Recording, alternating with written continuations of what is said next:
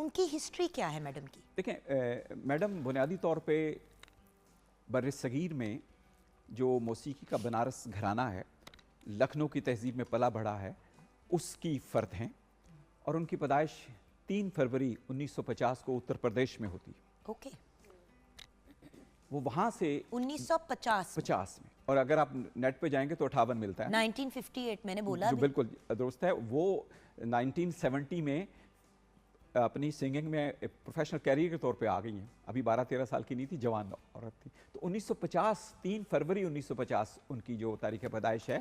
میں اپنی انفارمیشن تو سیدھی کروں نا، اب دیکھیں نا، that's why I needed you here بھیا، کہ ہمارے یہ جو ہمارے چیزیں کلیئر نہیں ہیں۔ اب دیکھیں نا ویکیپیڈیا پہ ڈالو، آپ دیکھیں کہ ڈائریکٹ 7-8 سال کا فرق آ رہا ہے، 8 سال کا۔ سو 3 فروری 1950 کی پیدائش جو ہے وہ، ہاں جی، اتر پردیش میں وہ پیدا ہوتی ہیں، اور ان کی والدہ جو کجن بیگم ہیں، وہ بذات خود لکھنؤ کی تہذیب میں ایک معتبر نام ہیں ہماری کلاسیکل اور نیم کلاسیکل گائکی کا۔ انہوں نے بہت شہرت کمائی، وہ بنارس کے گھرانوں سے تربیت یافتہ تھی۔ دونوں تہذیبوں کا سنگم جو ہے ان کی ذات میں ہمیں ملتا ہے، وہ ٹھمری کے حوالے سے، دادرا کے حوالے سے، اور پھر خاص طور پہ ہمارا جو مذہبی سوز کا کلام ہے اس حوالے سے بڑی شہرت وہاں پہ رکھتی تھیں، اور آل انڈیا ریڈیو پر بھی ان کے پروگرام اس وقت ہوا کرتے تھے۔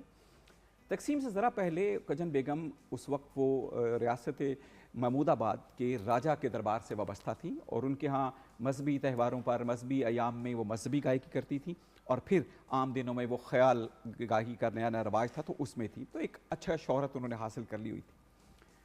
ان کے والد جو ہیں وسیع اختر، جو انہوں نے بھی ان کی تربیت میں بڑا کمال کا اس نفاست کو، اس لکھنؤ کی تہذیب کو رکھا۔ آپ نے دیکھا مہناز جب گاتی ہیں تو اس میں ہمارے ہاں کی بجائے لکھنؤ کی جو نفاست ہے، لکھنؤ کا جو تلفظ ہے، لکھنؤ کی جو ادائیگی ہے، اور وہ جو تہذیبی رچاؤ ہے، وہ بہت بھرا نظر آتا ہے۔ بیکاز آپ ان کو بہت زیادہ جیسچرز نہیں کرتے ہوئے دیکھتے، جیسے کچھ سنگرز کی یہ پہچان تھی۔